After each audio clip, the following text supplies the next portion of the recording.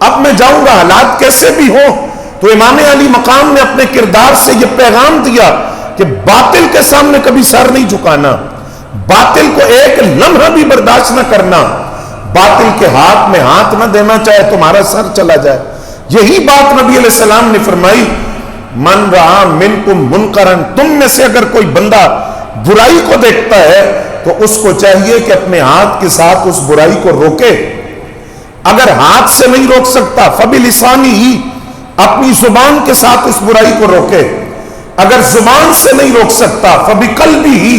تو اپنے دل میں کم از کم اس برائی کو برا سمجھے۔ اور فرمایا یہ ایمان کا سب سے کمزور درجہ ہے کہ کم از کم برائی کو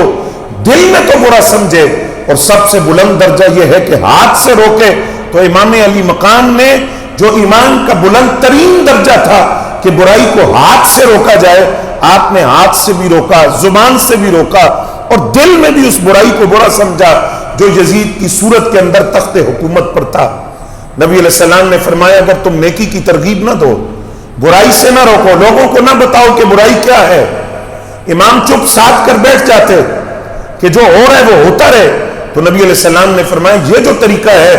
کہ برائی سے لوگوں کو آگاہ نہ کیا جائے، نیکی کی طرف نہ بلایا جائے، جب یہ سلسلہ تم روک دو گے تو کیا ہوگا؟ فرمایا رب کائنات تم پر ایسا عذاب بھیجے گا کہ تمہاری کسی دعا کو سنا نہیں جائے گا، قبول نہیں ہوگی، جب برائی کو برائی نہ سمجھا جائے اور نیکی کی ترغیب نہ دی جائے۔